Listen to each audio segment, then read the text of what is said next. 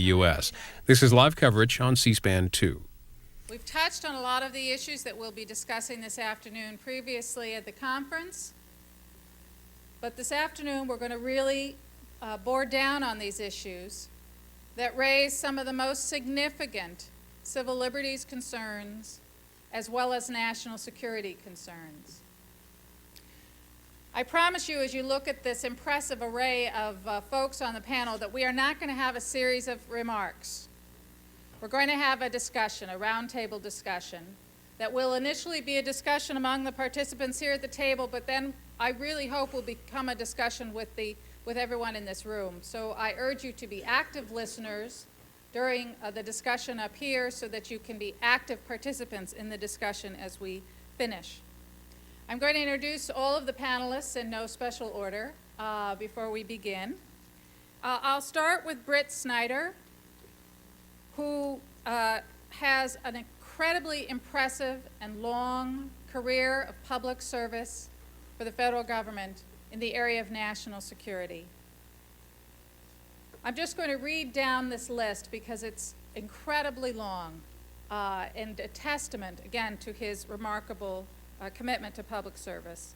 He's been Inspector General at the CIA, Special Counsel to the Director of Central Intelligence, Visiting Mellon Scholar in American History at Cambridge in England, Senior Fellow for the Center for the Study of Intelligence out at CIA, Staff Director for the Commission on the Roles and Capabilities of the U.S. Intelligence Community, also known as the Aspen-Brown Commission, General Counsel to the Senate Select Committee on Intelligence, Minority Counsel for the Senate Select Committee on Intelligence, Assistant Deputy Undersecretary of Defense for Policy for Counterintelligence and Security, Chief Counsel Subcommittee on Government Information Government Operations Committee in the House of Representatives, a partner in private practice, counsel to the Church Committee, and counsel to the Subcommittee on Constitutional Rights, the Committee of the Judiciary of the United States Senate, which was chaired by Sam Ervin. Next, we have Kate Martin, who is the Director of the Center for National Security Studies, which is a nonprofit in Washington, dedicated to ensuring the U.S. governmental actions taken to protect national security interests do not violate individual civil liberties and human rights, nor undermine constitutional government. The center also works with other countries to ensure accountability of their intelligence services. She's also General Counsel of the National Security Archive and has taught strategic intelligence and public policy at Georgetown University. She frequently testifies on the Hill. She has published quite a bit and has often been a speaker for the Standing Committee on Law and National Security, for which we are grateful. Richard Schifrin, who is the Deputy Counsel for Intelligence with the Office of the General Counsel in the Department of Defense, and has been there since December of 1997. He was Deputy Assistant Attorney General with the Office of Legal Counsel in the Department of Justice from 1993 to 97. He's a graduate of Princeton University and the University of Miami Law School and served for 3 years as a state prosecutor in Connecticut and 11 years as a state prosecutor in Miami, Florida, and a longtime friend and member of the Standing Committee on Law and National Security. Spike Bowman is currently the Deputy General Counsel on National Security Law for the Federal Bureau of Investigation. He is also a frequent lecturer on national security law and law enforcement topics. Spike Bowman was commissioned as a naval line officer in 1969 and converted to intelligence, and 5 years later was selected for the first class of the fully funded law education program. He also served at the National Security Agency, where he litigated national security cases and restructured that agency's Freedom of Information and Privacy Act programs. As a naval legal officer, he specialized in national security law and was, from 87 to 88, Force Judge Advocate for the Naval Logistics Command, and another longtime friend and member of the Standing Committee. And finally, Stuart Baker, who is the former General Counsel for the National Security Agency, is now in private practice, a frequent lecturer and media spokesperson on national security issues, and also an important advisor to not only to private sector clients, but also to the government on important issues such as encryption, and also a longtime friend and member of the committee. So I think with that, we'll get started.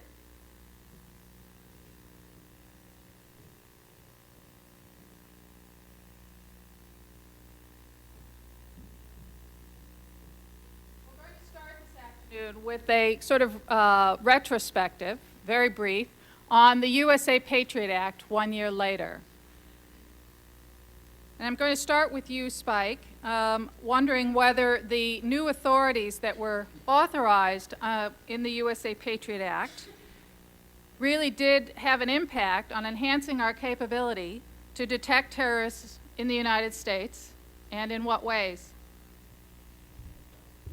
Well, I think the Patriot Act, first of all, I think as everybody knows, is an act that that addressed a whole lot of statutes that were already out there and made sort of fine-tune the margins of the statutes.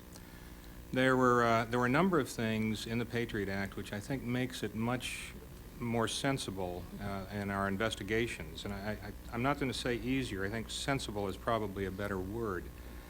For example, some of the things that came out of that were things that were already possible to be used by criminal investigators, a roving wiretap, for example, but not by intelligence investigators. So the Act brought sort of parity between the two types of investigations. It allowed us to do a number of other things. It permitted national security letters, which, for those of you who aren't familiar with them, are sort of like an administrative subpoena. It allowed us to issue a national security letter if it's relevant to a case, which is the same type of standard you have on the criminal side, what we did not have on the intelligence side. Previously, we had to be able to demonstrate that the target was, and not that we had to demonstrate the target is, and not is or may be. Target is an agent of a foreign power, which can be a very difficult standard to meet. But I think the real thing, the crux of the Patriot Act, taken all together, is that what it did is it recognized that information is the key to prevention of terrorism. And what it basically does is it says, use the information that's available.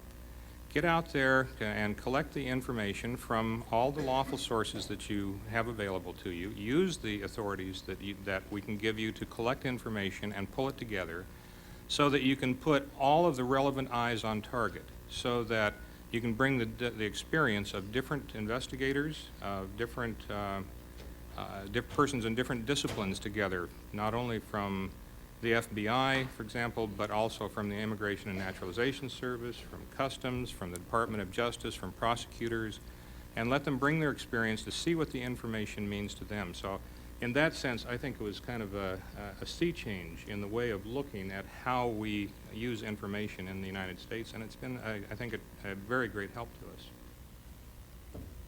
Kate Martin, I know that you have juggled your schedule around today to be with us, and that despite your best efforts, you're going to have to leave early, which we're sorry about, but we're pleased that you could be here for part of this. And I want to ask you particularly, and on all of these, folks, please weigh in, whether on the flip side, the concerns about infringements of civil liberties that opponents of the USA Patriot Act, many of the USA Patriot Act provisions, worried about upon its passage, whether those have materialized, or we've seen indications of those over the past year. We don't know, and there's no way we can know right now, because the process of collecting the information that Spike Bowman just described is, of course, conducted in secret. I think we have no idea how many individuals have had their medical records, for example, or their other financial records collected by the FBI in the course of a national security investigation. We're not likely to know that kind of information for a long time, I think. When we may begin to have some sense of how the new FISA authority is used is when the individuals are prosecuted or deported who have been subject to FISA surveillance, and at that point they will presumably be notified that they were subject to FISA surveillance. And I think our concerns have always been that those individuals are never given an adequate opportunity for any adversarial judicial review of the surveillance that was conducted under the FISA. And how many people that will affect, we don't yet know. Might I add one point to that? I think we all have a right to be concerned that the government does not abuse the authorities that it gets. FISA, Freedom of Information Act, Privacy Act, Executive Order 12333, they all came along at a point in time when we were concerned about how the government used its authorities. And among the things that they set up are not just the structures of those documents, but oversight of each of the activities. The President's Intelligence Oversight Board, each agency has its own oversight mechanisms. The one thing that, I say that the Patriot Act gave us a great deal more, an ability to work smarter with investigations, but it did not eliminate any of those oversight mechanisms. All of them are still in existence. I think there's one thing. Some of them. It weakened some of them. So, for example, the requirements for getting business records were weakened, and no countervailing strengthening of oversight was written in. But the boards are still there. I mean, the people that are responsible for the oversight are still in the same place with the same charge. But one of the biggest fights that civil libertarians waged on USA Patriot was their suggestion that the administration was engaged in a shocking abuse of civil liberties by changing the standard for FISA from predominant purpose to a significant purpose, or actually the administration proposed a slightly different standard at the beginning. Now that we've read the Court of Appeals decision, it turns out that what that provision did was create a wall that, in the view of the court, hadn't been created when FISA was first written. So that suggests that, in fact, some of the civil liberties concerns that were expressed in that debate about what a shocking abuse and deviation from the original intent this was, were just, well, made up. Stupid. Where you were talking to me, so it was stupid. So I think that the decision raises a really serious question that hasn't been adequately addressed in either the court opinion or in most of the press accounts about what it means if you have prosecutors using the FISA authorities to carry out investigations that are aimed at either prosecuting people or perhaps at deporting them. And that the basic understanding at the beginning of FISA was that the FISA authorities were to be used to gather information for policymakers who were charged with making decisions that required foreign intelligence. They were not to be used to bring the force of the government against an individual. It was, of course, always recognized that information gathered through FISA might well end up as evidence in a prosecution against an individual. And we are now seeing the beginning of a system, I think, that's basically transforming what have always been the criminal rules for investigating people engaged in crime, which is all terrorists are, into something much more secret. And it's not that the court warrants are issued in secrecy, because I always tell the press what John Bellinger said, which is that that's not the problem. The problem is that after someone's been charged by the government, they don't get to see the affidavit under the FISA, and sometimes they don't even get to see the FISA take. And that, I believe, is a violation of due process.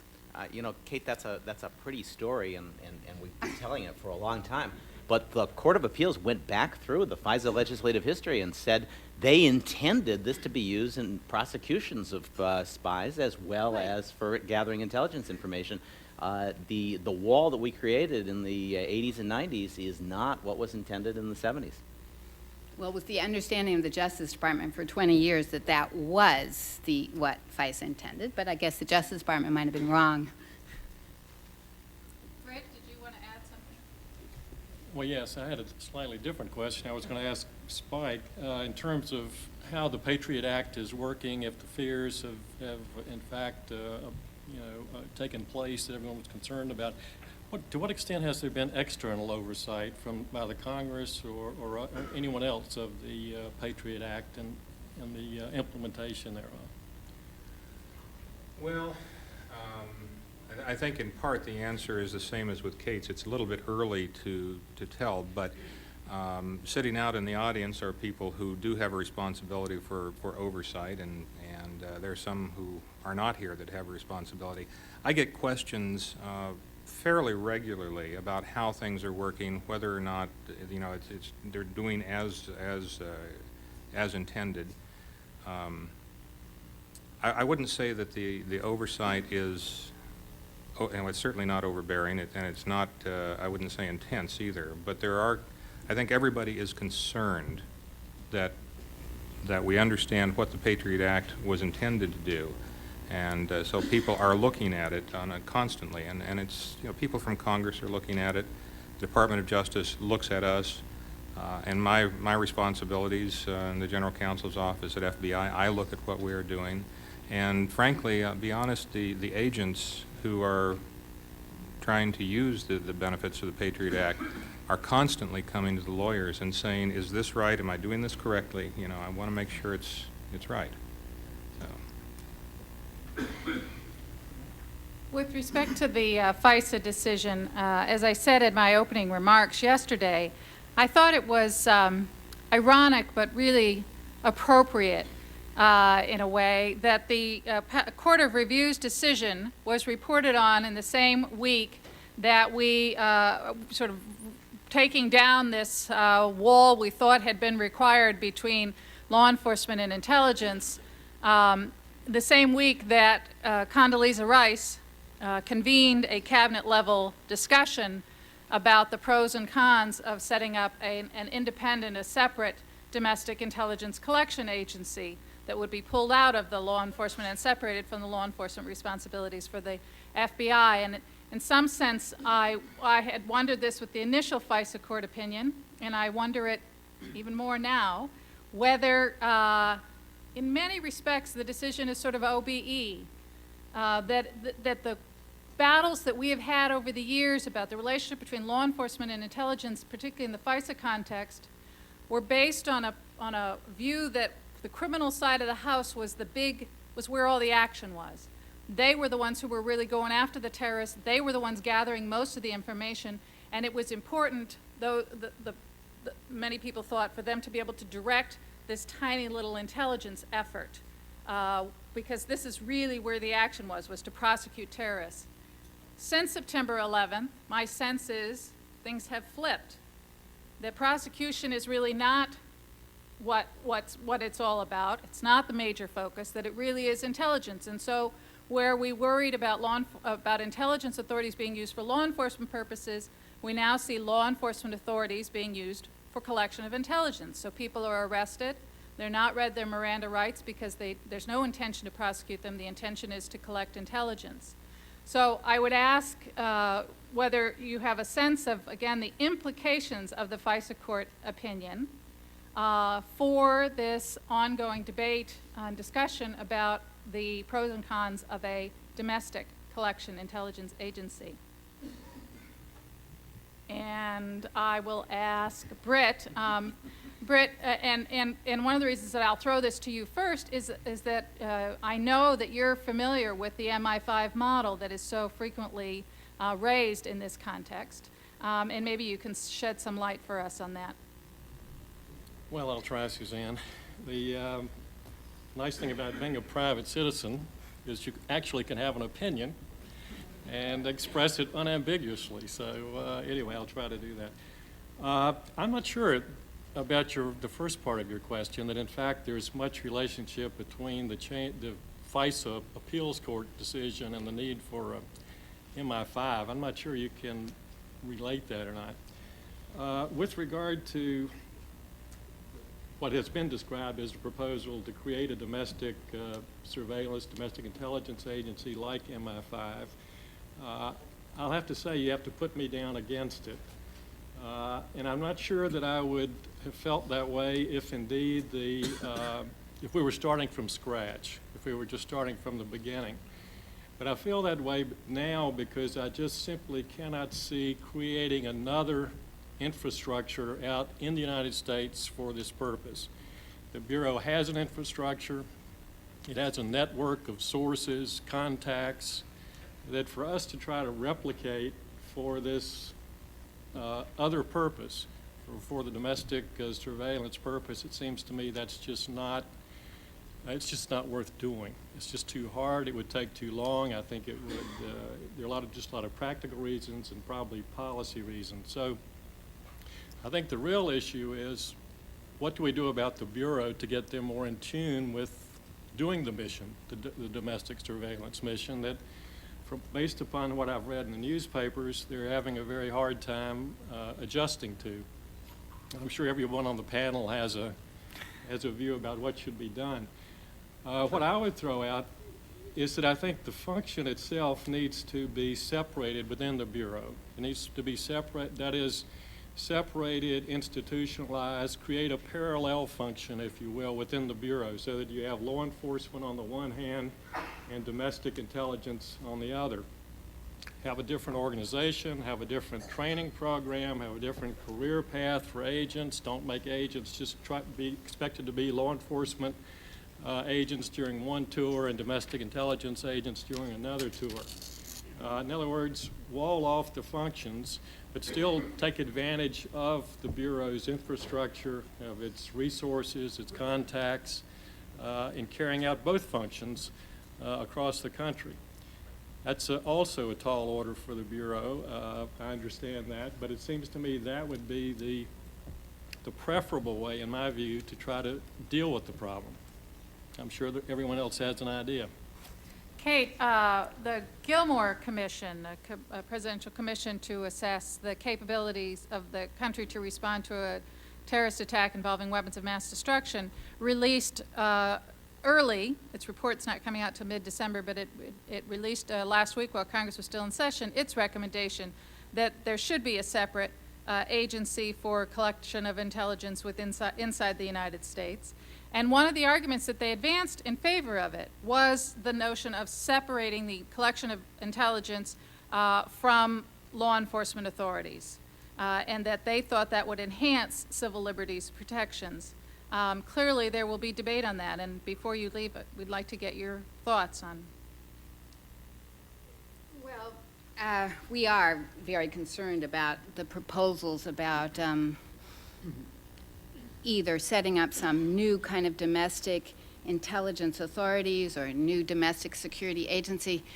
And our first concern, I think, has to do with not understanding how that's going to deal with what has been characterized as the stovepipe problems.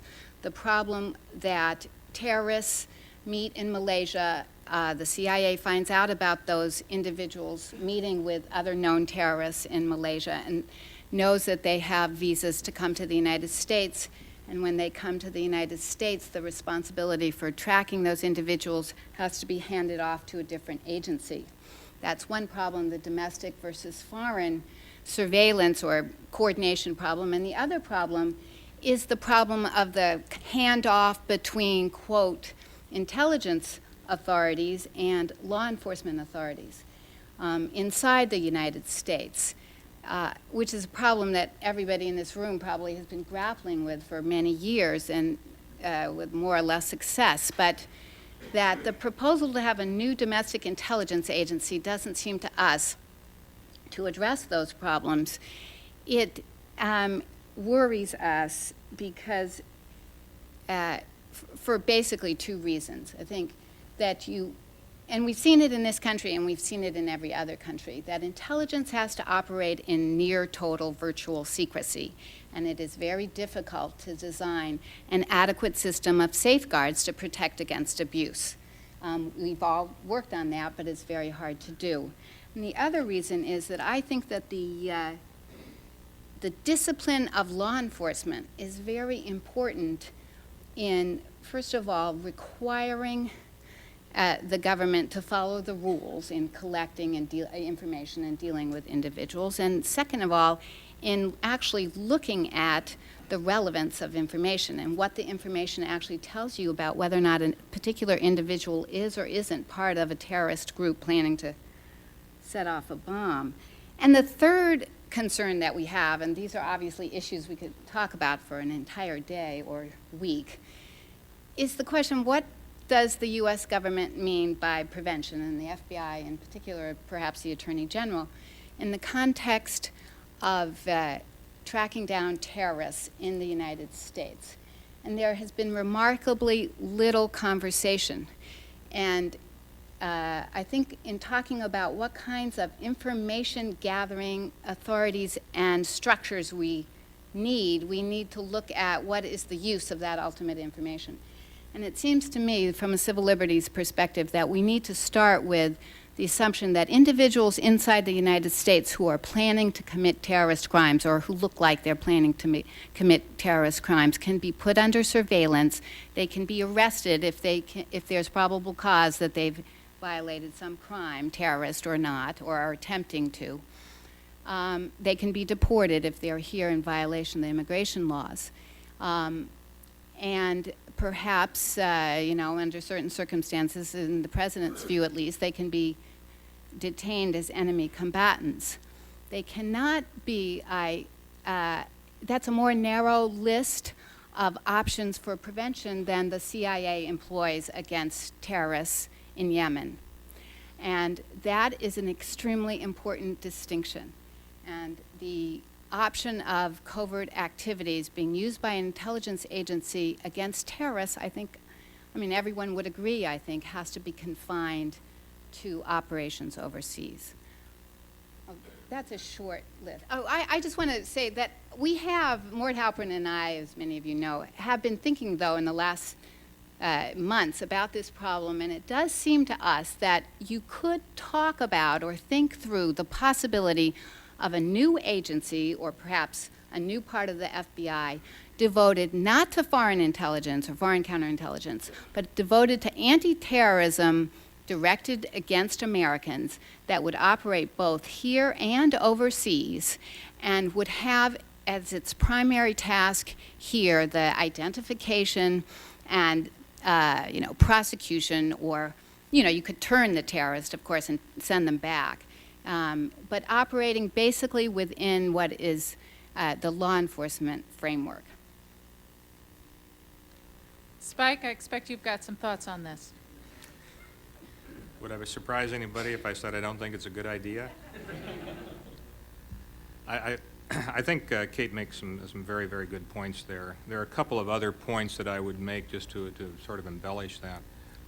One general premise that I see cropping up time and time again is that the FBI is always about prosecution, never about prevention. And I've been at the FBI for 7 years, and every one of the counterterrorism agents that I've worked with would take great exception to that, because they always say that they've always been all about prevention.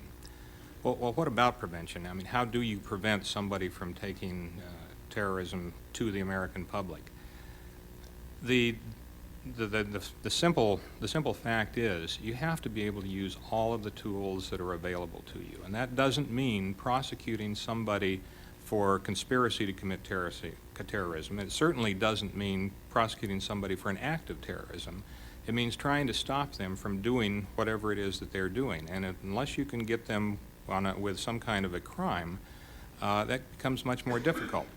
And what that basically means is you have to have the information and the evidence that they are doing something that is unlawful. Now, what is unlawful, as you've all seen it in the papers, it may be INS violations, it may be credit card fraud, cigarette tax smuggling. A lot of the terrorism in the the terrorists in the United States do support themselves with illegal methods. And what that basically means is you have to have investigators who are next to the intelligence people to be able to put all of this together and actually handle the prevention mission. The second thing I would mention is that I tend to look at the MI5 idea as a grass is always greener type of an idea, because you have to go look and see where MI5 works and lives, and you have the British model, you have the Canadian model. And if you talk to the people from CSIS or you talk to people from MI5, they will tell you, I sure wish I had law enforcement powers, because I can't do much with just the information. I have to then turn it over to somebody else to do something, and it's the handoff is a problem. In fact, Scotland Yard has come to the same conclusion in England and is bringing elements of MI5 into Scotland Yard so they can marry up the intelligence and the law enforcement functions. So. Stuart, do you want to add anything to Well, since nobody said anything good about the idea, I'll muster something on its behalf. I was on the. Don't trouble yourself. Yeah. I'm not yet convinced that this is a good idea, and I'm certainly not convinced that you would want an MI5 type organization that didn't have the capability to use criminal discovery methodologies as well as traditional intelligence methods. That would be a kind of odd result. But it is clear that the FBI has an information sharing problem that is deeper than you can solve just by getting rid of the restrictions on sharing wiretap information or grand jury information. It's a deep-seated cultural issue that has got to be addressed in some fashion, and sometimes it's easier to create a new organization than to change the culture of an old one. And reading some of the reports from the Intelligence Committee, the Joint Intelligence Committee, I couldn't help but be struck by the fact that when the agents in Minnesota were trying to build a case on Moussaoui and were having lots of trouble doing it, one of them called the CIA to get information. And the response of the FBI in Washington when they found that out was to say, "Don't you ever do that again. You call us. We'll decide whether you talk to the CIA." If that person hasn't been fired, then I think the FBI still has a problem. Actually, he called an FBI agent who was at CIA. And then he was, But even worse. and he was told not to do it again. No, Right. he was told to go through headquarters so they know what was going on. We all know that means don't do it again. Well, that does move us from collection, I think, to analysis. And the joint intelligence hearings, we heard an awful lot about the need to connect the dots. And the Congress will be looking at these issues. They've made it very clear when they come back for the next session. And one of the other ideas that's being given a lot of serious consideration and was also recommended by the Gilmore Commission is the notion of an analytical fusion center where the analysts from FBI who are currently analyzing counterterrorism information and the analysts from the Counterterrorism Center at CIA would be brought together, co-located, maybe under the same entity, just maybe at least in the same room, to foster more real-time sharing of information, to get over even if you can get past the cultural reluctance to share information at all, agencies inevitably want to figure out what it is that they've got before they share it, which introduces an element of delay, which in today's world may be deadly.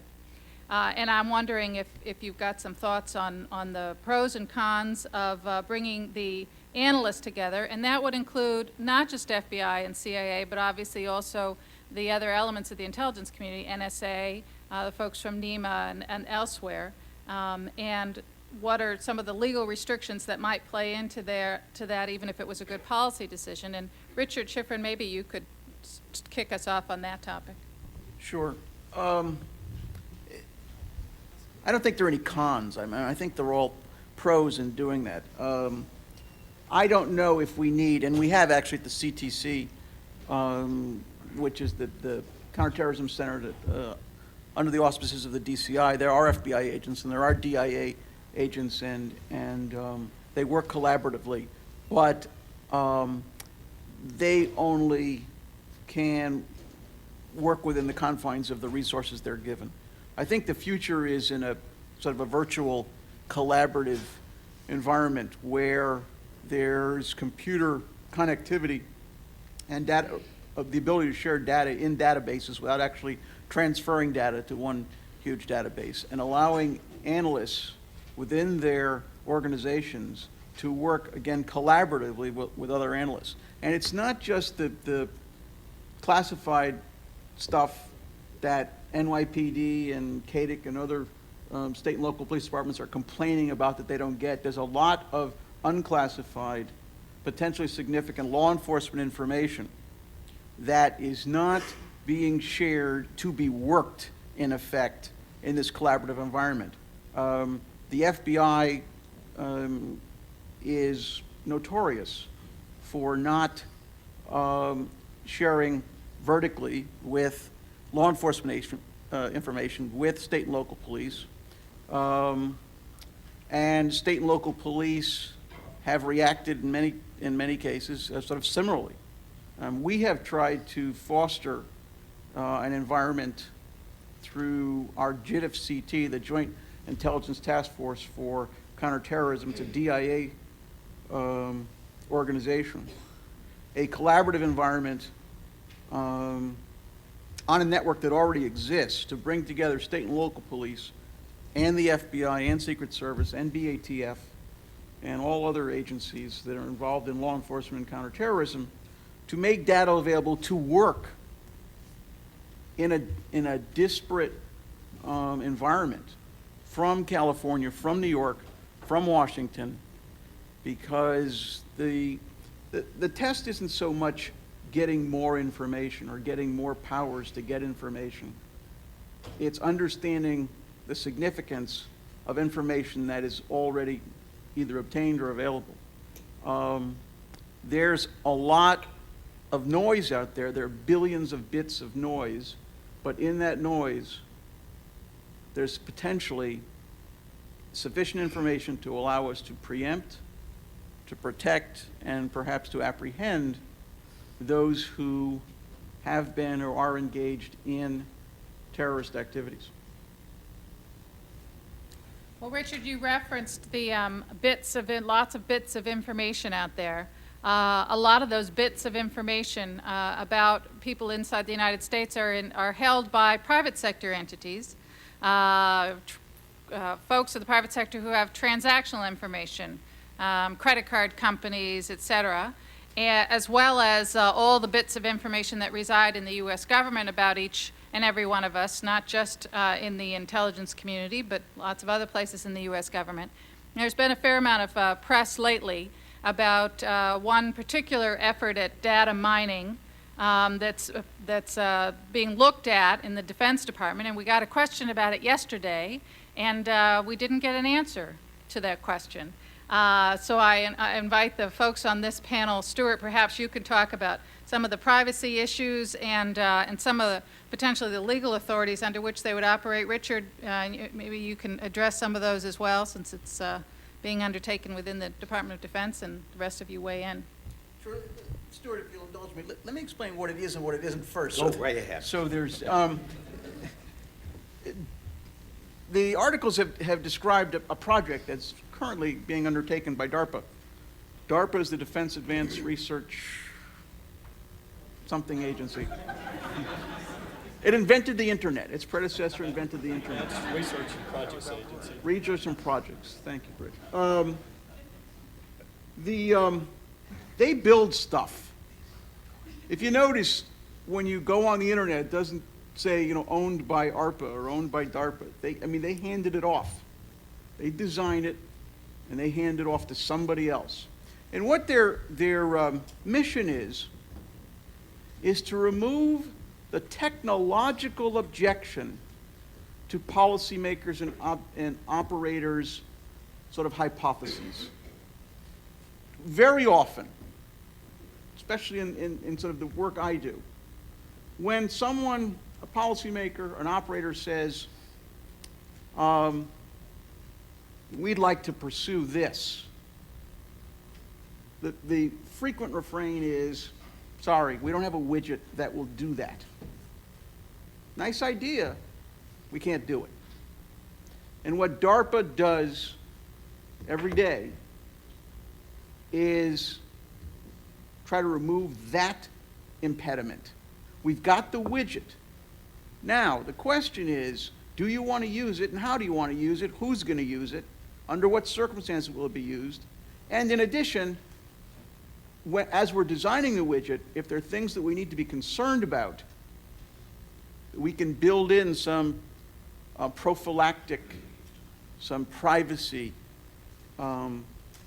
adjustments to it, let us know. So right now, DARPA is not collecting gigabytes of information on you and me when we engage in transactions. DARPA is exploring the design of a system that will be able to analyze information in a way to distinguish the signature from the noise in the vast transactional world. And it's ultimately going to be up to people at the policy level to say, now how do we want to use this capability? We do have the capability. A fair amount of the data is unremarkable insofar as it's not protected sort of any other way. Financial data is protected under RIFPA. Educational data is protected under the Buckley Amendment. But there's a lot of data out there, transactional data, that's just not protected. And again, ultimately, people have to make judgments about how much of the, I don't know what the term is, practical obscurity, was that the term the court used years ago? The obscurity that we all live in because no one has the time, resources, and capability, processing capability, to actually connect dots about our daily lives.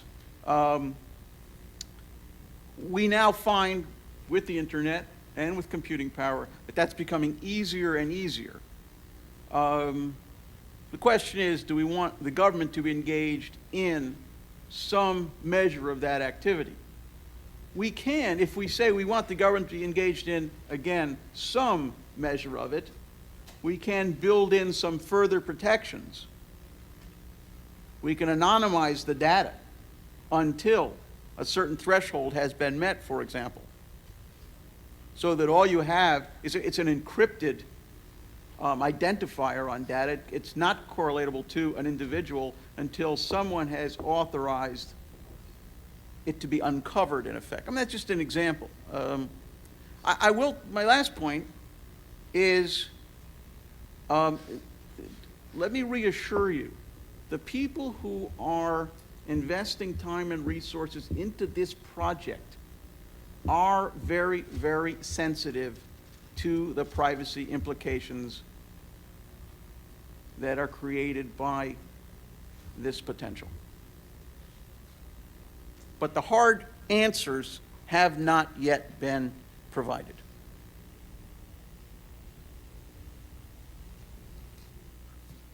So William Safire, when he was a speechwriter to Richard Nixon before he went to the New York Times, when he writes in his column that Admiral Poindexter has been given a $200 million budget to create computer dossiers on 300 million Americans, that's not true. The 300 million is exaggerated. 200 million. 300 million Americans is true. Yeah, it's 20 million high, isn't it? How about the statement that in the next few weeks, every purchase you make, every magazine you buy, every prescription you fill will go into a giant virtual centralized grand database? That's false. As I said, DARPA doesn't do that. DARPA builds a widget and turns it over to NSA to say,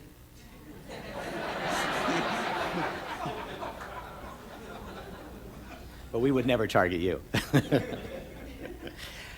Yeah, William Safire. You may remember, those of you who have been in the intelligence community for 10 years or so, that William Safire wrote 20 columns explaining how the Bush administration was engaged in a massive obstruction of justice and cover-up arising out of Iraq-gate, as he called it,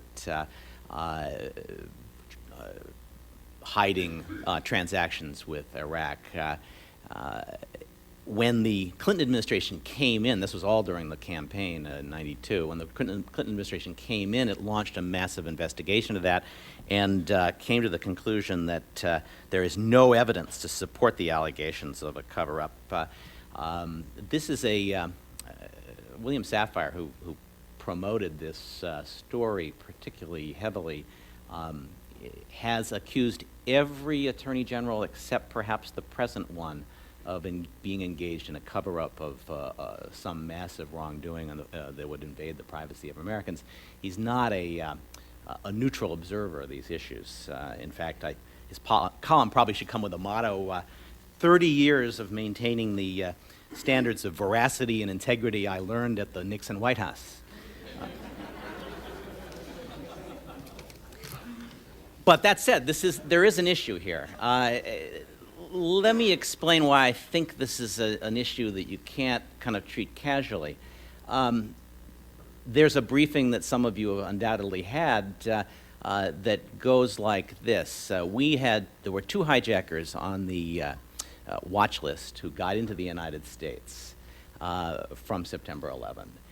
If they were living openly, we could have found them, certainly we could have found them when they booked their tickets. If we had been able to access the information about who was getting tickets, who was living at what addresses, what phone numbers people were using, what frequent flyer numbers they were using, who had and shared those numbers, we could have identified as many as 11 of the hijackers before September 11 as linked together in a variety of ways. Most of that information was readily available to the government for the sake of most of a subpoena. We didn't do that because we couldn't do it as a practical matter. We couldn't be fast enough to find them. If we'd been fast enough, we might have found them. Faced with that prospect, the prospect that just the lack of integration, the inability to get at that information quickly cost us what we suffered on September 11, you have to ask yourself, shouldn't we do a better job of exploiting this kind of information? This is information all in private hands. It can be shared by these private databases for any number of reasons. It probably was, you can imagine the call, well, Mr. Otta, we noticed that you share an address with several other people. They could all be in your calling group. And you could share frequent flyer numbers with the other people that you have a card in common with. That information was available to the private sector and could have been integrated. We've got to do at least as good a job of that, and I think we'd all agree we'd rather have that information integrated for the sake of trying to catch terrorists than to have it integrated so that people could call us during dinner to offer us long-distance calling plans. So that's clearly the problem. There are any number of folks who are looking at the solution. The legal issues here are surprisingly thin in many respects. That is to say, the government can get most of this information with a subpoena, which means it has to be relevant to an investigation, and most of this is going to be relevant to an investigation as soon as you have some reason to be suspicious of people. There's an interesting question whether you could do a search that says, could you integrate this information just for purposes of finding people who spent at least a month in Afghanistan and then traveled through Singapore at a particular time window and who now make phone calls regularly to any of the following numbers. Clearly, people who fit that pattern are appropriate subjects of investigation, and I think you probably could justify a subpoena looking for that information without knowing the names of the people whom you're looking for. There are Privacy Act issues here in terms of what can be done with the data, what notice has to be given to people. Most of those problems, I think, are overcomable. What we're left with, I think, is a feeling that, well, God, so they can do all this. Is that such a great idea if the information is now available to anybody for pretty much any purpose? And this is a problem with law enforcement databases and other databases. Once you've got the data, you kind of keep it. I think I once suggested to somebody in the Justice Department that the data ought to be regularly purged. You would have thought I had said, could I shoot your firstborn child? This data just was, you don't want to get rid of it. It stays there until the person who is the subject of the investigation dies, and then the FBI puts it all on their website in response to FOIA requests. It's true. The policy is they protect the information until you die. Then you have no privacy rights, and there are news agencies that make a routine practice of FOIA-ing the information about anybody they think might be interesting. The FBI has surrendered to this and now puts the information they think there's a lot of demand for up on the website. My favorite is you can actually search for George Orwell and find him. But that takes us back to the question, well, what should we do about this information once it's in the hands of the government? And My thought would be, and this is something that the Markle Foundation ultimately came around to, we should be gathering this information, should be using all of the information we possibly can get in order to find patterns that would suggest terrorism, to find terrorists who are hiding in our midst. At the same time, we ought to impose new restrictions or at least new tools that will allow us to watch the people who are conducting the searches. And I have to say here I'm influenced by the NSA approach to this, which was they had a lot of data.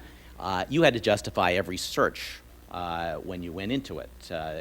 Certain searches triggered a lot of oversight. And the notion that the information once gathered is nonetheless subject to safeguards, so that you know that if you deviate from your usual search patterns, and instead of looking for Muslims with recent foreign travel, you start looking for blondes over 5'10" and under 30 within 5 miles of your house, that somebody is going to ask you what that search is about. And I think that's probably the best reconciliation of the privacy and law enforcement interests that we can find. Let me just respond in one respect. There is a more fundamental question, though, and it's not limited to having all the data available on a government database or in a government database, but subject to audit trails and supervisory approval for doing a search.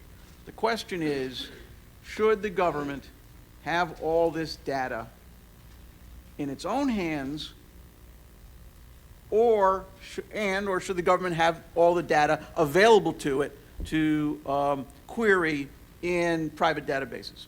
And so there's no misunderstanding. Most of the data we're talking about is not protected. You don't need a subpoena. You don't need a subpoena to get airline manifests and travel records and hotel and all that stuff.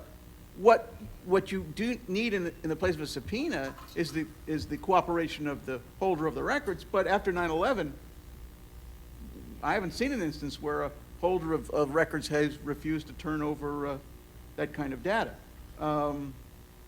And in addition, one might conceive of a world where that data was collected for sort of more limited purposes. TSA might collect airline travel data for just profiling potential hijackers. And we already have a fairly extensive anti-hijacker program anyway. So I think most of us would say, gee, if TSA or the FAA has this data, that's unremarkable, the flight data, because they're using it for the profiling of potential hijackers. What we're really talking about is taking a vast range of data, vast subject matters of data, governing all transactions, all possible transactions. Anytime you interact with something and there's some kind of record, and subjecting that to not only warehousing or availability, but also subject it to tremendous processing power. And that's the key. When we've explored issues about doing open source research on the internet, we've thought about the implications of the internet and search engines and accomplishing things that were always theoretically possible, but practically impossible, because no one could invest the time or effort in acquiring and assembling that data. We didn't worry about it as Americans because it just couldn't be done. And now, now Google tells you this search took 2.47 seconds to do what would have taken 1,000, 10,000, 100,000 man-hours before. And there's just a lot more data available. So much of what we do now is, so much of the transactional occurrences are recorded someplace, somehow. So there are to the extent I'm maybe playing a little devil's advocate here. I just want people to be aware. But I also want to reassure you that we are sensitive to this and we're trying to be smart on how we approach the problem. I have one or two comments. First of all, I agree with Stuart that, the best way to track terrorists, the best way to identify them is through looking at transactional information.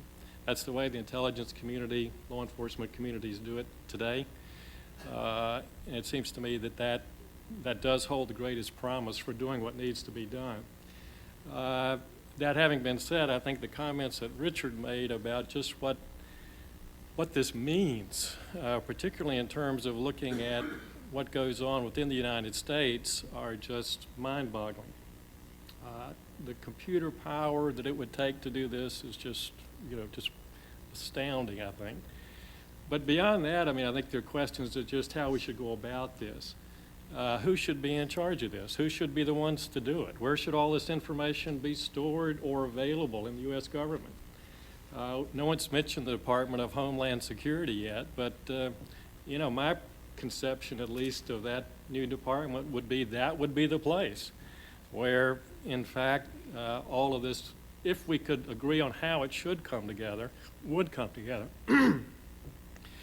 But that is still a long way off. It seems to me that there needs to be a discussion at the national level as to how we want to go about this, perhaps under congressional auspices. I don't know quite how it ought to be organized, but, it's not quite as simple as just getting everything from everyone and having it available to the government to do what it needs to do.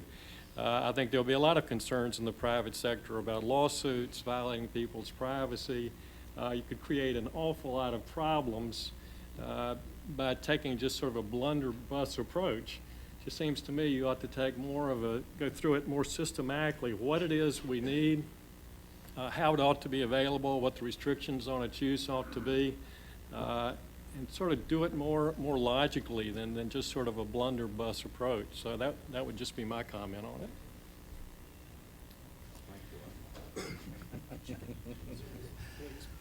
I think that what everybody said here is exactly right.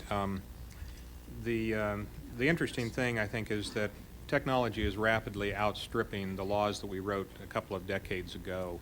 I know that I'm one of these, I don't have time to go Christmas shopping, I buy off the internet. Last week I made 3 quick purchases in a row off the internet. Got a call a couple of days later from Discover Card saying, well, you had these non-swiped purchases, are these really yours? And that's the kind of private industry information that Richard's referring to that's out there.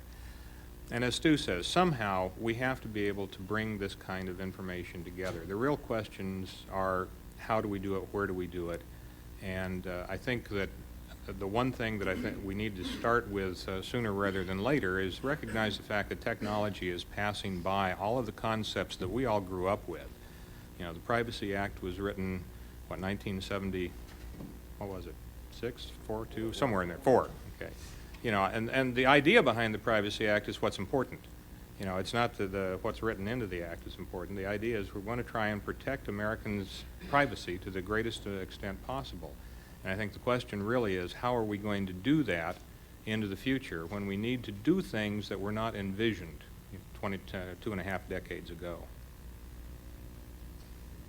I think that's right, although I have to say I think the usual, it would be a great step forward if we could do in the public sector what is already happening in the private sector. Every time we try to do it the way Britt suggests, think about what we want and adopt a measured rule, we end up writing rules that become less and less useful. We wrote guidelines for the FBI and I think DOD about that grew out of a fear that there was going to be the creation of these giant computerized clippings files on Americans, and we certainly didn't want to do that. And we had that rule right up through the invention and the proliferation of Google, where any idiot, any 9-year-old could construct a computerized clips file on you, but the FBI guys couldn't print theirs out. That's crazy. 2 other thoughts, advice. This is happening. This is not just happening at DOD. There's plenty of other agency. I advise private clients on some of this stuff, and we all get calls from 2 or 3 agencies who come in and say, you know, we're in charge of this. There has to be more coordination, would be one suggestion, and the other suggestion is when you approach the private industry, remember, they are worried about getting sued. You have to be able to find a way to give them some immunity.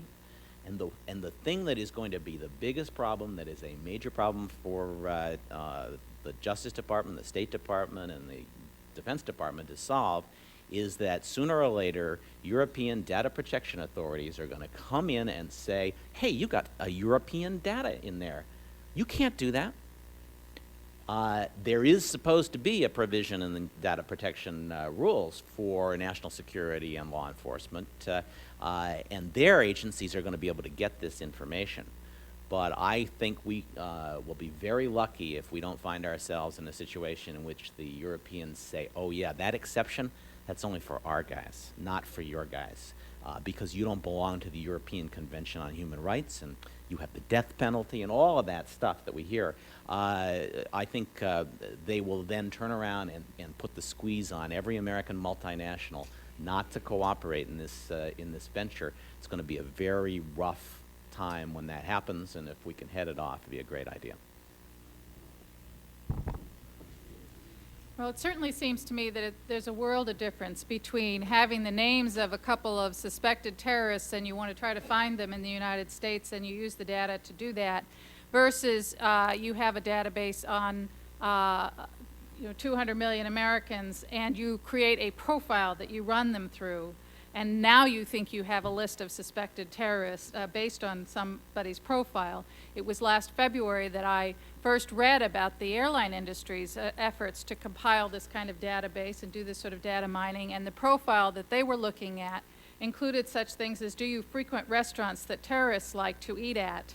And I thought, oh, I'm in big trouble. You know, that Lebanese restaurant's going to get me in big trouble. So I do think it's important what you plan to do with the information.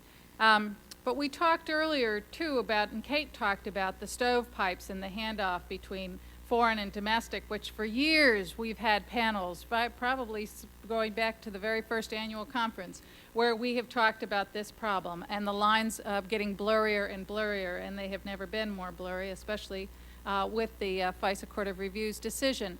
But it raises lots of issues and implications, not the least of which is to look at our foreign intelligence collection and analysis restrictions, and the bright line that we've always tried to draw between non-U.S. persons and U.S. persons. And I'm wondering whether there's some thoughts on this panel about ways that we maybe ought to think about looking at some of those distinctions, both in terms of, Stuart, you referenced NSA and the requirements before you can search through the data that NSA collects. I know there are very strict guidelines with respect to U.S. person information, whether there are ways that is a significant problem and we might get around it. And Richard, if you could maybe address some of the issues that have been raised about the use of national technical means inside the United States. We sort of saw a glimpse of that possibility with the DoD assistance with the sniper attack, but the idea that we might use this capability in the sky to target U.S. persons. Either of you can. Well, let me take your second question first, I guess.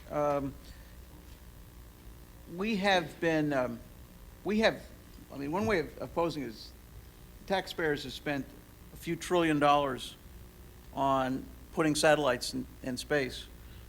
They do some great work for us, but they don't do certain other things. And the question is, should we use that potential to assist us in various exigencies, including the counterterrorism effort, but also in discrete events like the sniper attacks in the National Capital Region.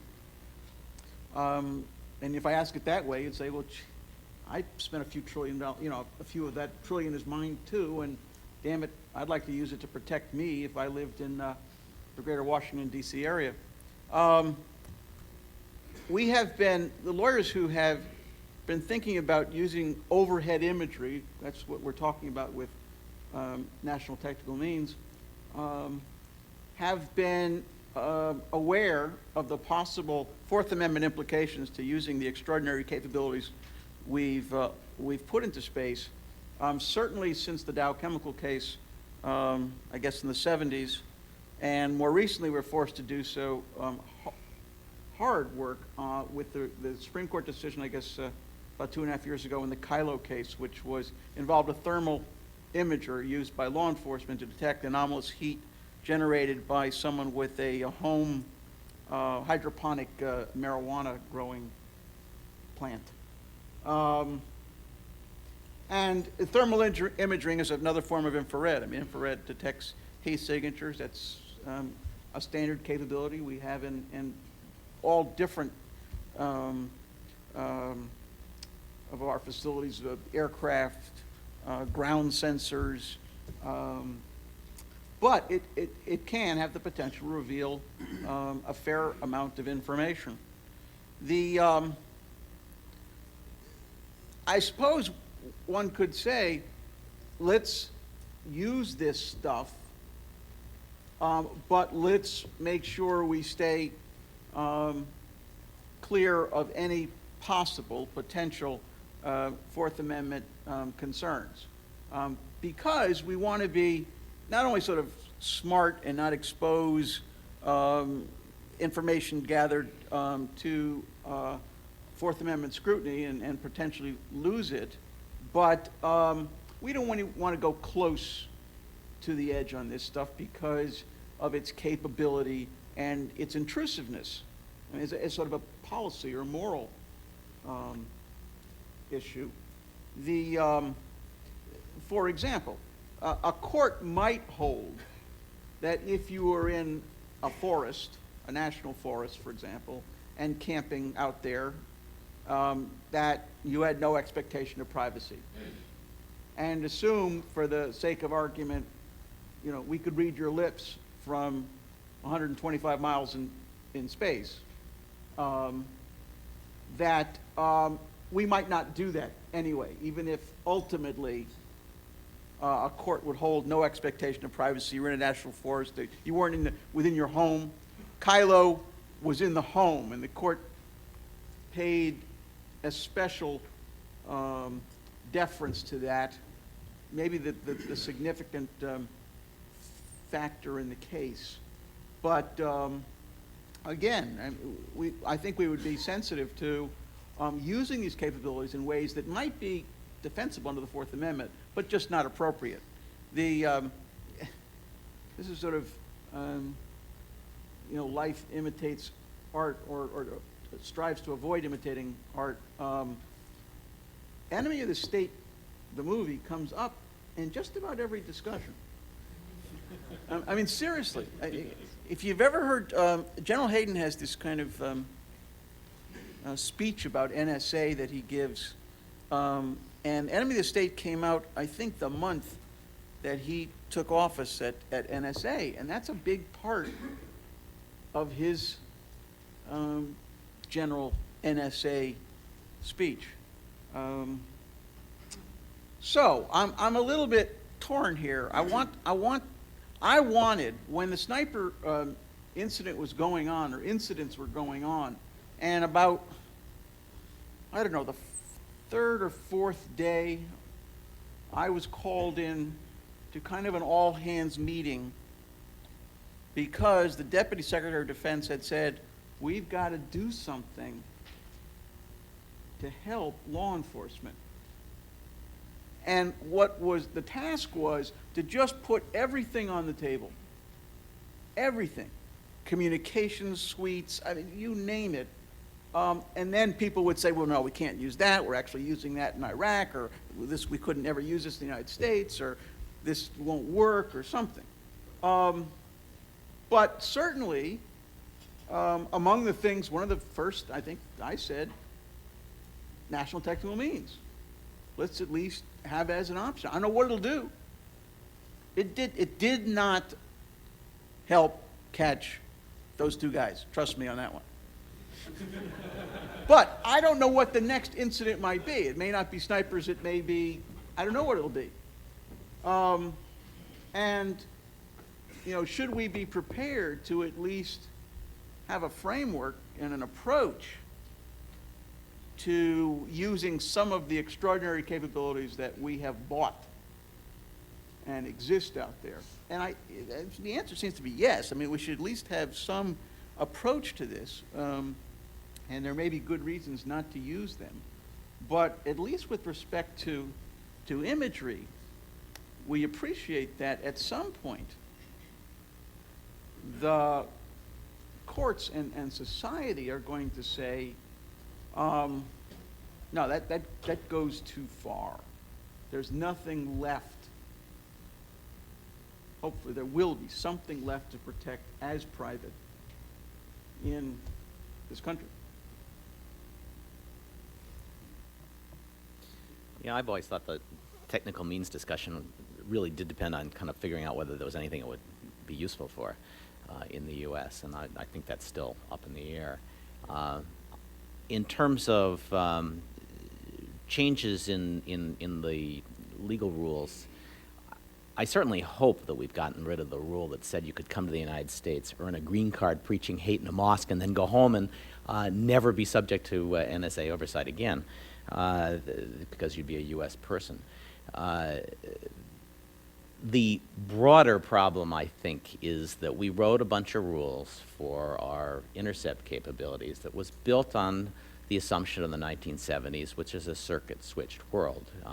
The only thing you knew for sure about those communications is where they started and where they ended. And you could build rules around communications that started and ended in the United States and be reasonably sure that you could apply those and that that would provide an appropriate level of protection. We started with our capabilities then and wrote rules that were consistent with our capabilities and maybe gnawed on the edges of them or put some constraints on some of them, but essentially left most of the intelligence gathering activities that were really high yield untouched. In a world where there's much more data about communications, you'd think it would be easier, and in many respects it is, but unfortunately one of the things you can't be sure about with a lot of these computer communications is where they start and where they end. And so rules that say you got to know or you're subject to special restrictions aren't very workable.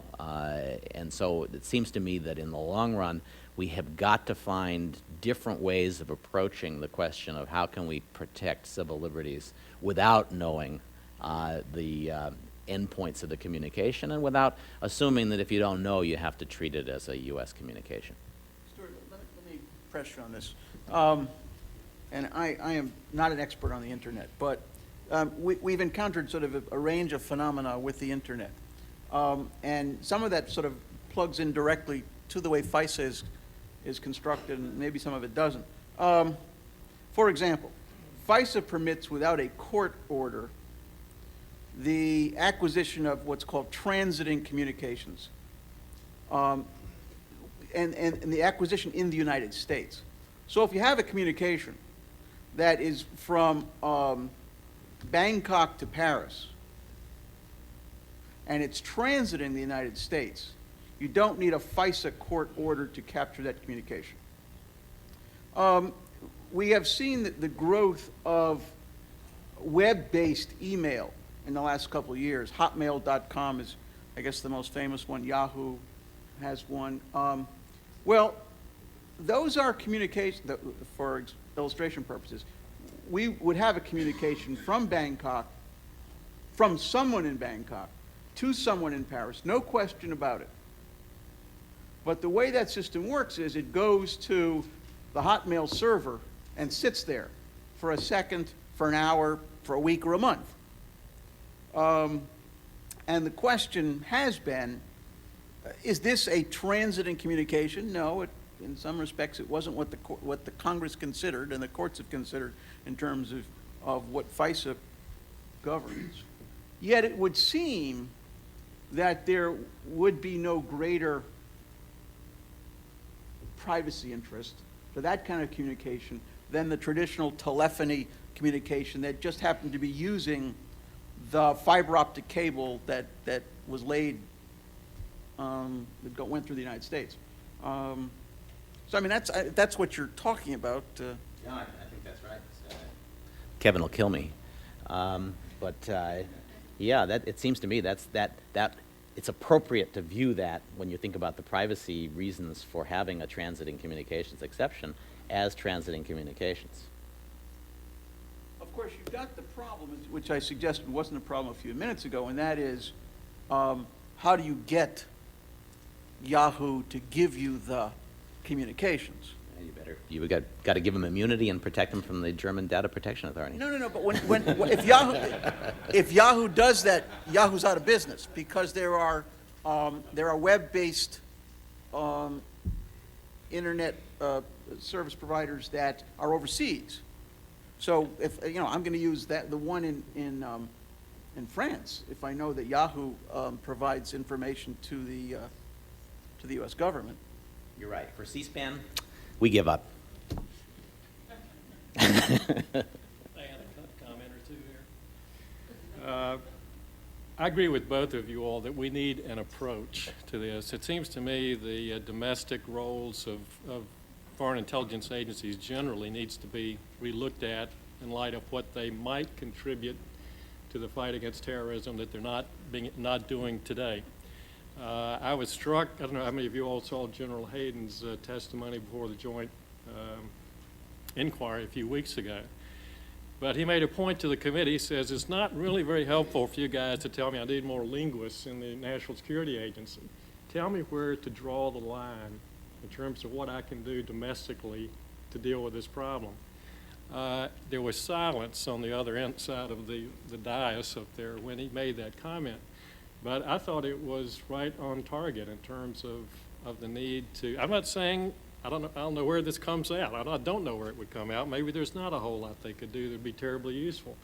But it does seem to me that there ought to be that kind of a review. Probably Congress itself would have to make it. I'm not sure the executive branch is capable of mounting it on its own. But, and I would include CIA in that as well, not just NSA. CIA does operate, do a lot of things domestically, as you all probably know, and I saw in the paper about a week or two ago that they were now putting analysts out into the joint terrorism task forces that are being set up around the country. CIA analysts are actually being stationed out there on a permanent basis. That's a big change from what has happened in the past. Of course, it also causes me to wonder, there's still a prohibition in law, as you all probably are aware, that prohibits CIA from having any internal security functions. I don't know what this is except an internal security function. And I'm not sure we want that prohibition in law. I mean, I think there's something that's something we need to look at in the light of 9/11. CIA is doing, let me also say, I don't think the prohibition has, deterred CIA from carrying out its mission in terms of recruiting foreign nationals in the United States or interviewing Americans in the U.S. who travel abroad, but there still may be other activities they might do if indeed we all felt it made sense, if the government generally felt it made sense. Again, I don't know what in the end that analysis might show. I just think the analysis ought to be done.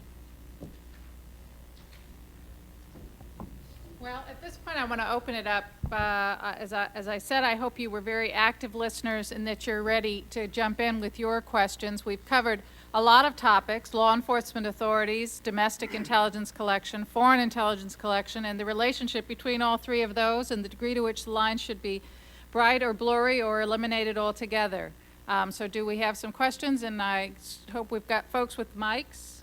Do we have microphones? Great.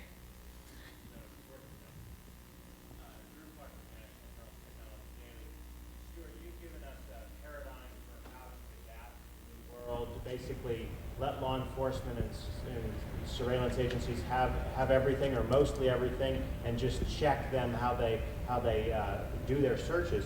But I'd be interested in whether any of the others have paradigms, particularly in light of the fact that we're rapidly moving away from two that have been in place. The Privacy Act, of course, would limit the reuse of information. the fundamental principle behind the Privacy Act is that there's this fair information behind information collected for one purpose not being reused for another purpose. Does that old assumption from the '74 Act need to go? And the investigative guidelines, of course, erode the change in investigative guidelines erode the second principle at work here, namely that when I give records to a business, I don't expect them to turn them over to a government or to have them be made available to the government. So I guess those are just two things I call to your attention to say what kinds of rules can take the place of these that we're rapidly moving away from.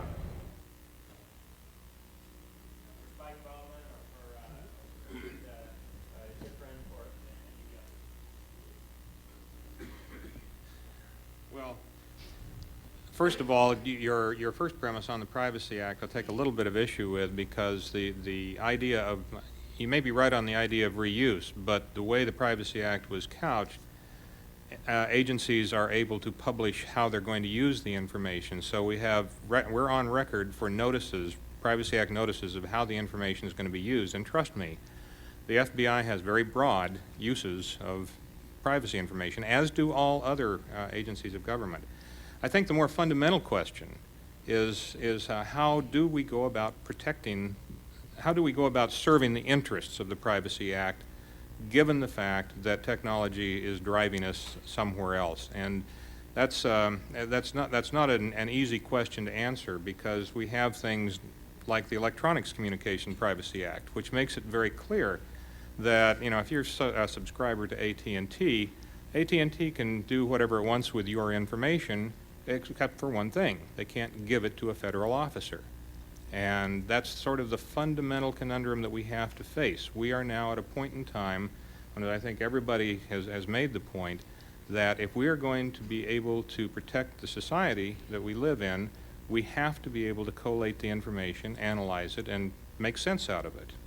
And right now we are at a point where many of our laws are arcane, not because they're poorly written, but because the world has changed. We're at a point where we need to rethink exactly how we protect persons' privacy, not that we follow the Privacy Act. I mean, it's maybe a subtle distinction, but I think it's an important one to make. And don't forget that well, Spike mentioned AT&T. There's no restriction on Best Buy giving information to the government on laptops that have been purchased.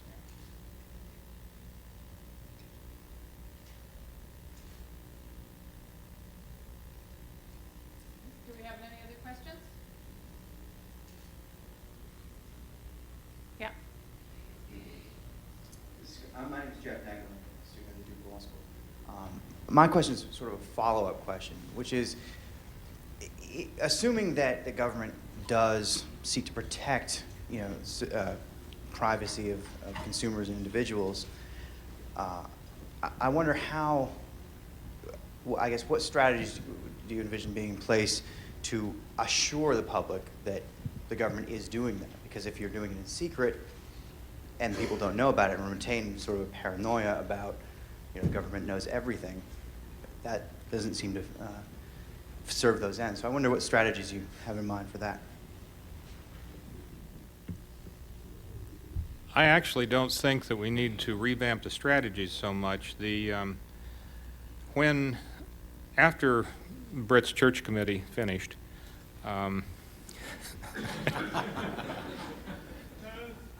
a system of interlocking oversight was set up, and it was set up, you know, across the board, and we've seen it in several different venues.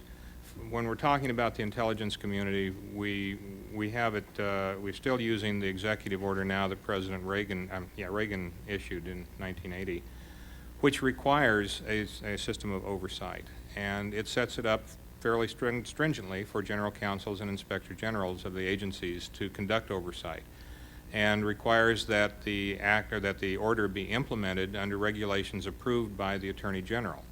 In addition to that, at the same point in time, the Intelligence Oversight Board, now the President's Intelligence Oversight Board, was set up to receive information about it. So there's, and then of course the whole Inspector General regime and everything is out there. So I think we really have the structure in place for oversight. And most of us who are still in government service are probably plugged in at some point along the line for the oversight. It's, I think it's less a problem of determining what the oversight should be, but rather what the rules are going to be that the oversight mechanism is going to chaperone. I would just add, and you've sort of heard this from me already, I would automate some of the oversight, some of the audit capabilities, and maybe integrate it a little bit more into some counterintelligence capabilities. Exactly the same things that you want to prevent people from abusing the rights of Americans in terms of oversight of searches that people are carrying out is the sort of thing you want to do to find the next Hansen when he's wandering barefoot through your files looking for stuff that he shouldn't be looking for. It's the same kinds of audit capabilities that you need in both circumstances. That's a good point. We've seen twice, I guess, in the last 3 or 4 years, programs that were either well-intentioned or not so well-intentioned be cratered because of public, I think, disclosure, but more misunderstanding of the program. Carnivore is the example, I think, from the FBI's files. I knew he was going to say that. And we had a program, actually an office called Office of Strategic Influence, that was intended to help us prosecute the campaign and Operation Enduring Freedom. In answer to your question, I'm sort of hesitant to say we need better public relations. I mean, we do, but that shouldn't be the sort of salient point regarding the interaction between the governed and the governors. You know, there should be the mechanism for informing and engaging in some kind of honest debate, or at least discussion, about the merits of particular programs. I'm not sure that can exist in the historical world, or at least in the media-sensitive, media-crazy world that we live in today. But the ideal would be that you could take programs like a DARPA's program, and I know DARPA's gone around to scores of agencies and fora and explained what they're doing, and including a great number of people who are in the privacy community. And the vast majority of them have been quite receptive to what's being done. There have been some skeptics and some naysayers, but the vast majority are comfortable with, if they don't applaud the effort. But still, once it's leaked or described in a William Safire piece and a couple other articles, then we read, I think, that someone had written a letter to the president saying, kill this, drive a stake through this thing tomorrow. I mean, that may happen. I mean, a stake may be driven because we can't stand the pain after there's been this sort of hardening of position that this is a bad thing. I don't even want to hear what it actually does. I read about it, I heard about it, and it's bad. But let me explain it. You don't have that kind of discussion. You don't have that opportunity anymore. The FBI didn't have it with Carnivore. They were beat. It was no chance. And we didn't have it with OSI. All that had to go out was deliberate deception to the media. When did you stop deceiving the media? That was. No, you need to talk to the FBI about their handling of the press, because they just renamed it the DCS 1000 and they got it installed in a bunch of ISPs already. Well, what about the role of Congress in all of this, both in terms of providing an effective oversight mechanism, but also in terms of, when the executive branch is developing these sorts of programs that they know in the 30-second sound bites sound awful, being sure that they've brought Congress up to speed, so that at least there's some potential opportunity for a broader discussion and debate there. Well, I think Congress, first of all, has a lot of work to do itself. There was a lot of talk at the beginning when they were considering a Homeland Security Department as to who was going to have oversight of that department. And as you all probably recall, there's something like, I don't know, 10 or 12 different committees that claim some aspect of oversight. And there was a lot of discussion about, creating a select committee or one oversight committee just to oversee Homeland Security. I haven't heard anything about that in months. There needs to be one, in my view. They need to decide, they need to have one place where the Department of Homeland Security can go and be held accountable and not just have them picked off by, committee after committee based upon their own particular jurisdictions. So, I think Congress has a lot to do in this area, not just in terms of organizing its oversight, but actually doing the oversight once they get organized. I don't know, I missed the panel discussion, most of it yesterday, on what they told you they were doing. My impression is they're not doing a lot. I don't know what your impression is, but maybe they corrected it yesterday. They've done the Homeland Security bill now. I just don't see them doing the kind of nuts and bolts sort of oversight of the Patriot Act, other things that they should be doing. Well, we'll see what happens at the start of a new session. There was a press report that the Republican conference on the House side had in fact voted to establish a committee for oversight of the Department of Homeland Security and an appropriations subcommittee. So we'll see. I'm Right. glad to hear it. Got a question in the back? Yep. Like many others in this room who are disciples of Maury Liebman, he'd be very proud to have been listening in on this wonderful 2 days of exposition of the issues of the day. Having been engaged in COINTELPRO in an earlier phase of my life, and having seen this evolution and having shared your concerns with it, you struggle with two impulses. The one towards order, mankind is always in search of order, and liberty, which we are in search of and aspire to. Order without the impulse of libertarianism generally leads to order. Order does not generally lead to liberty. Order often leads in the other direction. It seems to me what you have been discussing here today and the final questions that are asked is that this issue cries out for responsible leadership to take us somewhere out of the confusion and to try to draw some lines between them. I'm enormously impressed with the sensitivity of the speakers towards the libertarian impulse, were that you controlled the issue.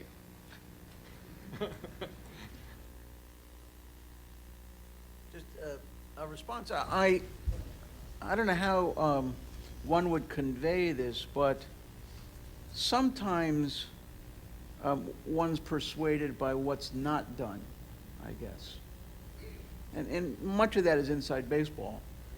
But I certainly get some reassurance from things that are not done. Even if you looked at the first drafts of the Patriot Act that proposed some much more draconian provisions, and what ended up was a fairly modest piece of legislation. But even in the process and kind of the discussions, at least with the Department of Defense and some interagency discussions, the crazy ideas were not seriously proposed. Just people are by and large, people in this government are by and large responsible and sensitive to these issues. We may draw the line in a slightly different place than some others might. I have no doubt of that. You have a question? Think of Bob Kastenmeyer's retirement dinner. He was chairman for many years of the House Judiciary Committee on Courts. The epitaph was, he kept more bad ideas from becoming law than anybody we knew.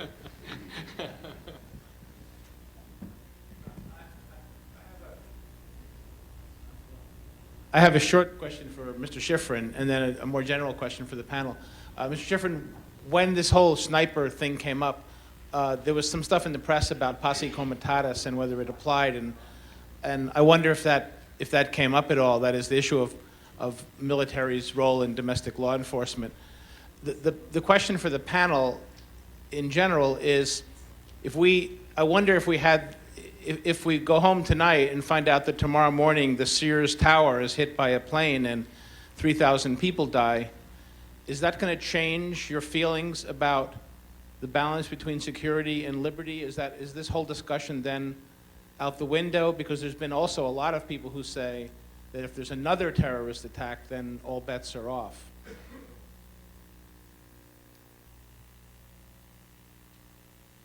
With respect to the first question, the Posse Comitatus Act is a criminal statute in Title 18. It has actually very limited application as construed by the courts since its passage in 1868? 70? 78, thank you. We have a statute in Title 10, not a criminal statute, but it prohibits the armed forces from being involved in the search, seizure, arrest, basically, of people in the United States. It's been limited to application within the United States. Notwithstanding its fairly limited reach, we in the Department of Defense have, I think, taken great comfort from the fact that we are prohibited from engaging in a range of activities, and on occasion have, in our interest maybe, but expansively read the Posse Comitatus Act because we appreciate the consequences, the implications of having soldiers, sailors, Air Force, airmen, Marines lay hands on U.S. persons in the United States. That's a big deal.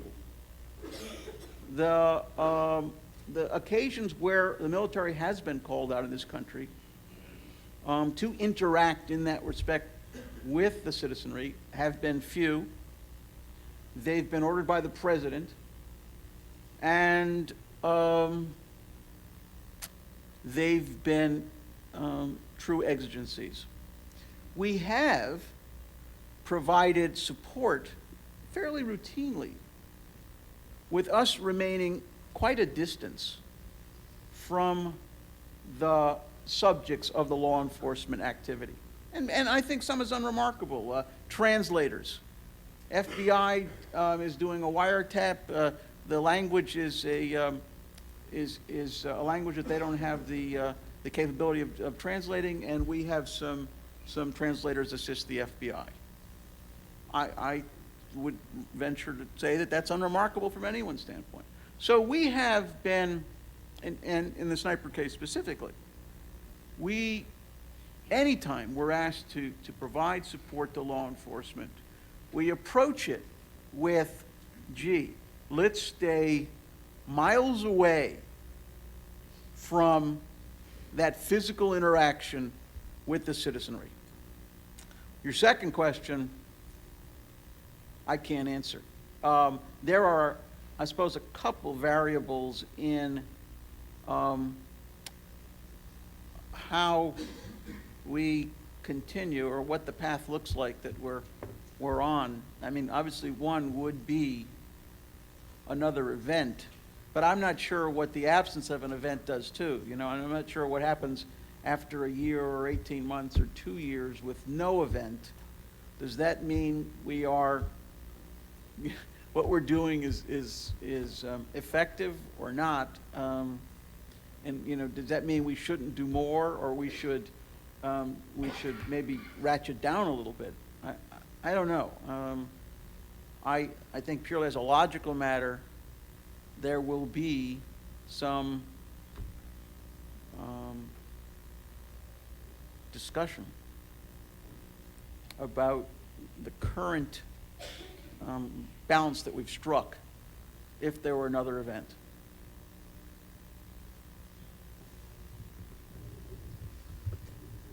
Well, like Richard, I'm not sure exactly what would happen after another event either, but I think you can take some guidance from what happened after 9/11. right after 9/11, nobody knew if there were more attacks coming.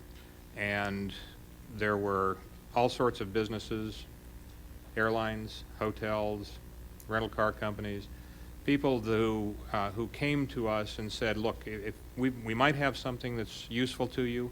Here are records, help yourself, see what you can find. Now, most of these companies are ones who in another circumstance would say, we go to them and say, we'd like to know about the records on somebody, and they'd say, well, fine, but give me a piece of paper, you know, compel me to do it so I'm protected. That didn't happen right after 9/11 for the most part. We got a lot of gratuitous help from companies. The farther we got from 9/11, the more we went back to the normal process. We had one instance at several months' distance, many months' distance from 9/11, in which an electronic communication provider came to us and said, hey, I've got something that I think is of interest to you.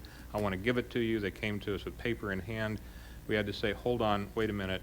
You can't give that to us yet. Let me give you a piece of paper, and then you can give it to us. So, you know, I think things tend to get a little bit, you know, more fluid in an emergency, but it tends to even out. And I think that's the way we want it. Is, you know, I've been in government service now for 35 years. One thing that I have learned through the years is that the American public will tolerate a great deal of intrusiveness so long as they can see that there are rules for what the action that's being conducted and that they're being followed. And then FBI, we have Attorney General guidelines that tell our agents how to conduct an investigation, at what point you can go to more intrusive techniques and under what authority and for how long. And that's the sort of thing that I think the American public has confidence in when they see that the government conducts its activities according to a set of rules. And for that reason, I don't think we want to really get away from the rules any more than is necessary to protect lives.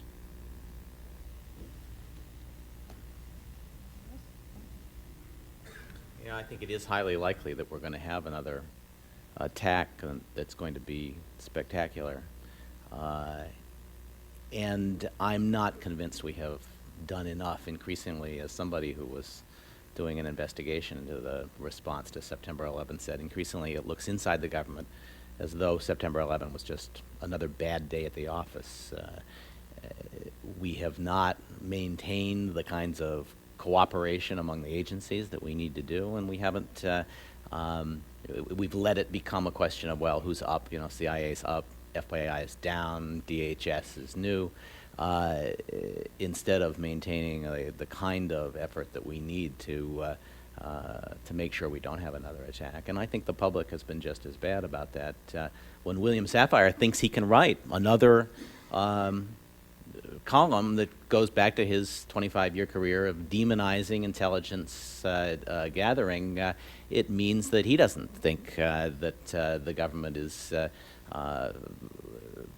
protecting him. It's just another foil for his columns, and I think you can see that attitude increasingly in the public as well.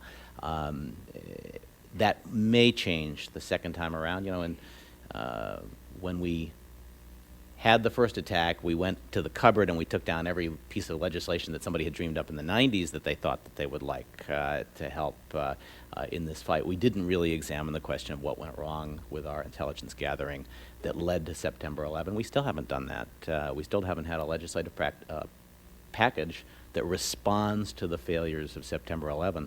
I think that's the first thing we should do, is do a serious investigation and come up with lessons as opposed to just blaming a couple of agencies for incompetence.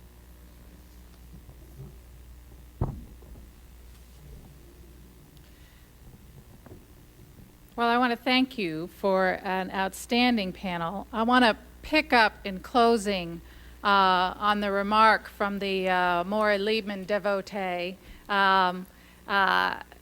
about the importance of that it really comes down to needing good leadership, and Stuart's comment about, you know, the responsibility of the government.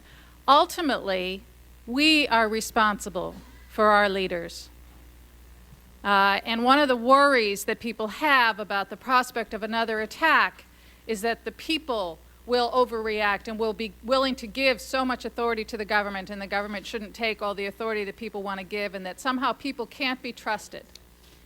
My sense is we're not preparing people adequately for the threat of bioterrorism. that looms large as we approach an impending attack on Iraq, in part because we're afraid people will panic, people will overreact, that they cannot be trusted.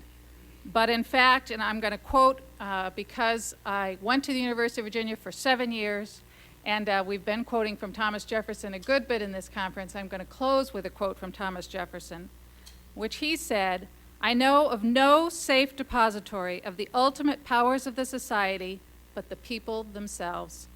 And if we think them not enlightened enough to exercise their control with a wholesome discretion, the remedy is not to take it from them, but to inform their discretion." I want to thank you, panelists, for informing our discretion this afternoon. Also for those of you who participated in the discussion with your questions and comments, you also helped to inform the discussion and the debate. And all of us have been informed over the last 2 days. And now it is our responsibility to carry on this informed discussion and debate and take it back to our relative communities that we interact with on a daily basis and inform the public discussion and debate as we go forward to meet these very real challenges to our liberty and to our national security. And I thank you all for attending.